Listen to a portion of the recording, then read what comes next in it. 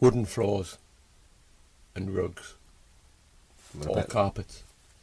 Oh, which one? Because we you know, we've got wooden floors. Yeah. Not necessarily by choice. Yeah, my wooden floor was in. And mine was basically. Yeah. Yeah. I didn't buy anything. I just had to sand it and whatever, and varnish it. And what a job that is, by the way. I do not recommend that.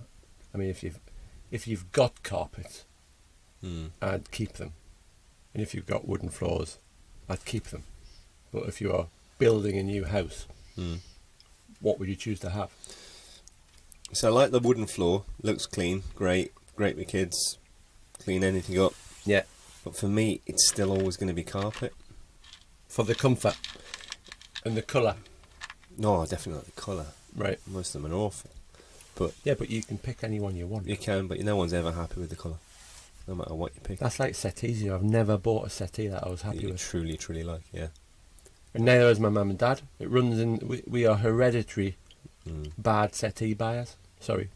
But you settle for something. You just settle. But once you've bought it, that's it, isn't it?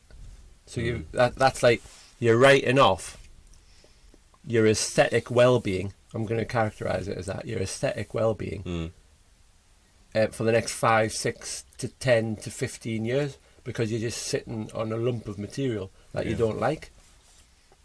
Because I also believe in getting your use out of things, you know? Yeah. We can't all just buy a new sofa every year. I mean, obviously everyone's on a budget as well. I mean, you've got your budget to consider, but even money no option. I think no one's ever going to be fully happy with the settee at all. That's why DS has always got a... DFDS? DFS? That's all. Right. They've always got a sale. Yeah. Because people are always buying sofas. Yeah. It sucks them in, 4 years interest-free credit, whatever. And people say, all right, we know we're not going to ever be happy with our sofa, but at least we can change it next year. Yeah. I refuse to do that. It's funny because, I mean, some people call it a sofa, some people call it a couch. Settee? Yeah, settee. And do you think that's a class thing? No, I don't. No, I'm not. Sorry. I thought you were I'm going with the word. I'm actually looking at the word because I mean, you know more about words than me. But do you think that's where the word settee comes from, as a sort of term of settle? You're going to settle for it? Settle for this settee? But if you are settling on the settee, that would make you that would make you the settee. No, I don't mean settle as in a comfort term. I mean settle for that. I will settle. Oh, for this. sorry, I missed it. Yeah, right. I'm not happy with it. I'll settle for that. So what's so far? Like sofa, so far, so good, or something? When you're in this, and couch. Couch is a word, isn't it? Couch means something. I'm going to couch. What does couch mean? A bit like cutch. Because when you cutch something. What's a cutch? A cutch is a kind of... Oh, I know it's a cuddle, I think. A cutch. Give me a cutch. And I think couch might come from that. What is that from Birmingham or something? I have no idea where it's come from. I've never heard of cutch before. Cutch, yeah. I'm 67% sure that that's like an actual kind of cuddly type word, and you tend to think of your sofa or settee or couch as a... But that blows your settee theory out the water, really. There's different words for it, doesn't it? Unless we're not 100% certain, aren't we, that, sofa isn't a 2-seater, settee's like one of those, 2.5-seaters or a corner unit, and a couch is something else. I mean, they might be slightly different rather than just the same words for the same thing. Different words for the same thing. No, because I've seen it on plenty of advertisements where it says 2-seater sofa, 3-seater sofa. Right. So they're not even calling it a settee in those adverts? No, I've seen 3-seater sofa. What do you call yours? I never call it the couch. I think I call it a settee. Yeah, I think I say settee. Now I think about it, I've no idea. I don't think I refer to it at all. I just sit on it. You just put yourself in the... Say you're going into your... do you call it a lounge? Yeah, no, it's living room. Living room. Some people say front room as well, don't they? Front room. Front room, yeah. Yeah. Back room. No, it says back room. Of course, I do the back room. No, that means the room that no one else goes in. The back Oh, room. so you don't call it the back room, you call it the room that no one else goes in. I'm saying you call it the back room. Front room, back room. No. What do you call it? It depends on what's in there. You might say... What, so hold on. So they keep the football, it's the football room. No. It's fine to say back bedroom, but you never say if you're referring to the downstairs, you don't say back room. If it's got a dining table in it, you say the dining room. Right. I've got a through lounge anyway, so it's... Oh, that proved that, because that rolled off the tongue there. So I call mine the lounge. Now, that's true. You call it a through lounge, but you don't call it a through living room. No. That's interesting. So does a lounge have to have a dining room element to it? Or is that just one of those quirks? I think you're probably right there. Isn't that interesting though? A through lounge. Through lounge, but not a through living room. But You've never... You're right. We're agreed on that. You've never heard the term a through living room. No. Exactly. Nor through front room. No. Front and back room. No. No. That would just be a room, wouldn't it? Because there wouldn't be a front and back. If someone's got a front room, Yeah. and they're knocked through to a back room, that would just be a room. A big room, probably. Yeah, but then you'd have to have a small room in order to call that a big room. Well, you would. The bathroom's meant to be big, like smaller. But you'd call that a bathroom, not a small room. You would. Intriguing. But I would definitely go for carpet. And that's purely because as a child sitting on the carpet, everything feels better on a carpet. And I mean everything. It just does. And It feels more like a home, isn't it? And I know what you're saying. It's warm. It's comforting. When was the last time you had a carpet? Oh, I haven't had a carpet for quite a while. It's been years for me. Yeah, years. I miss those carpet days somehow. And I think it's what you're saying. I mean, is a home truly a home? Rugs serve a purpose. Yeah. You know, you get that while you're walking on the rug, you get that sense of a bit of comfort. But all the time, as good as your room looks, as polished and clean, as asthma free, all those things, you still know when you get off the edge of that rug, there's that hardness. Maybe a lack of homeliness. I don't know whether that's what I'm sensing. Yeah. I mean, if you still had the child about you, you would jump from your sofa or settee or couch to your rug, wouldn't you? And maintain that sense of a home. Yeah, safe cuddle land, and obviously in between it is your sea. As a child, you probably remember. I'm sure you did that from where you maybe not, but where you jump and it's like your raft. So your rug might be your raft, your landing area, your sofa, and it's safe. It's warm. It's inviting. You still do that, don't you? I don't do it now because of just because you've got children. You know, it's not an excuse. It's not that. It's the fact that the sofa collapsed once. Sofa? You called it a sofa? I did. Yeah, I think it might be sofa. But sometimes it's settee. Do you not think that's sort of symptomatic of how sort of confused many of us are with our place in society in some ways? It could be a confidence thing as well. Jonesing with the Joneses. So that you think, we're all middle class now, so we've all got sofas, not settees. I think so. But then again, we haven't got carpets, we've got wooden floors. Surely a carpet is more sort of upwardly mobile. You don't hear that phrase much these days, upwardly mobile. Well, I have no idea what it means.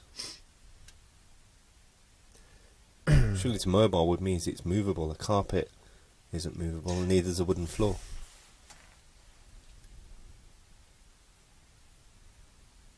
The rug's more upwardly mobile than both, really. You wouldn't move it really upward. I mean, you might move it sideways. If you didn't like it in front of your fire, maybe you might move it. The magic carpet would go upwards. But yeah, no, you're absolutely right. I'm being silly there. Yeah, you've deviated a little. Yeah. But definitely carpets. I would say so, only if unless I had people coming around And so if you could... What, you take the carpets up if they No, came round? obviously that's not realistic, but if you could... Because you want a rug then, aren't you?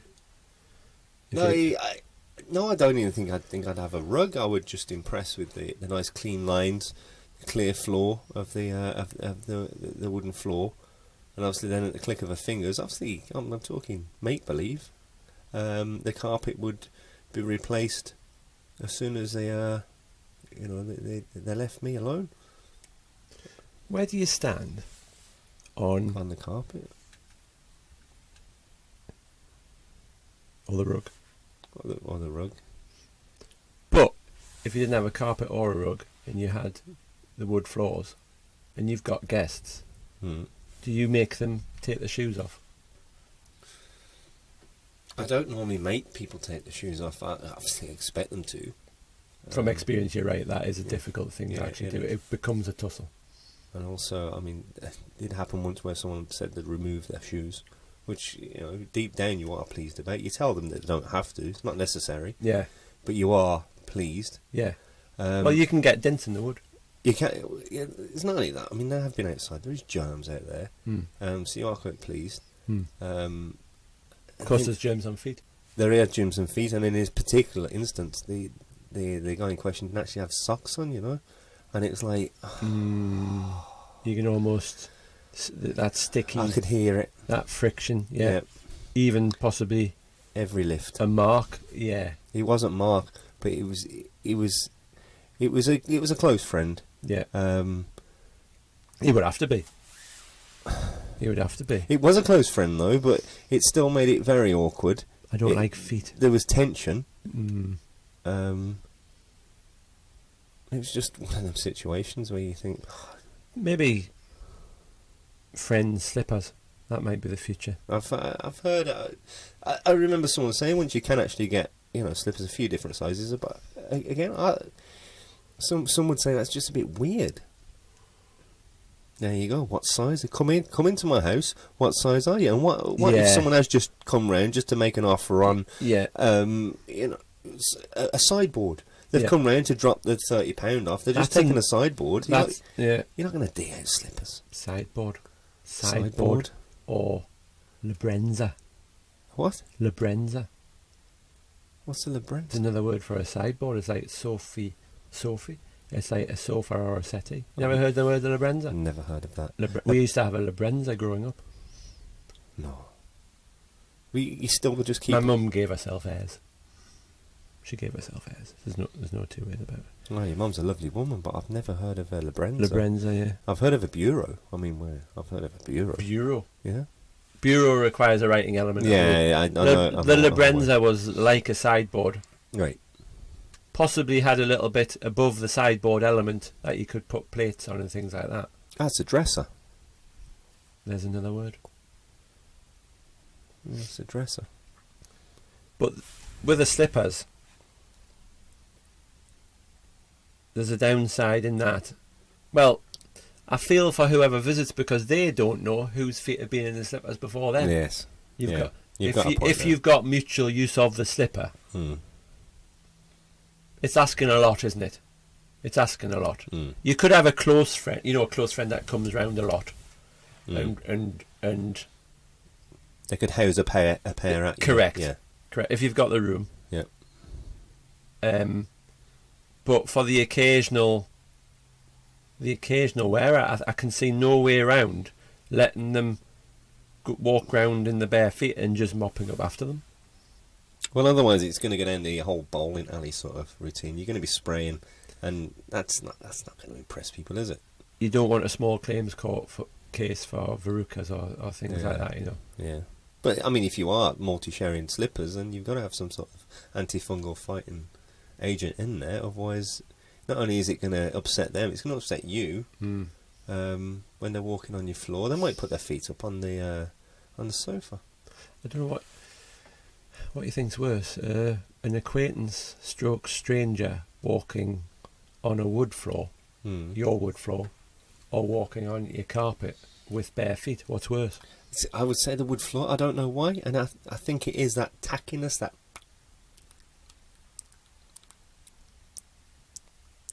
if you hear that, You don't get that same with a carpet. But it's still there, isn't it? The contact has been made, and it's invisible. At least you can wipe off a wood floor and you're done and dusted. Do you ever get rid of, without going to the trouble of having a proper clean of the carpet?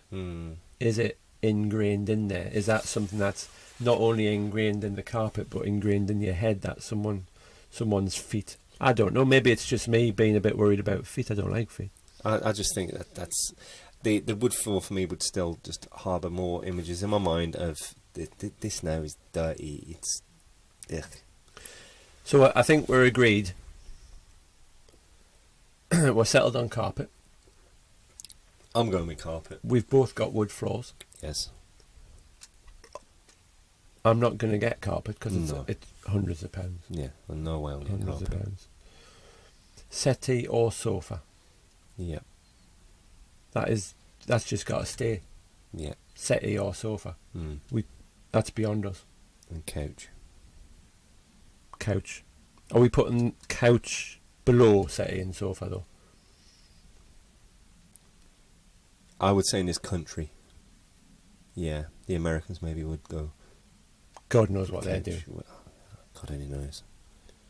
Probably calling it the cushion bomb or something. Yeah. Labrenza? I still have never. On the basis that you've never heard the word, we'll go with sideboard. Definitely sideboard on that one.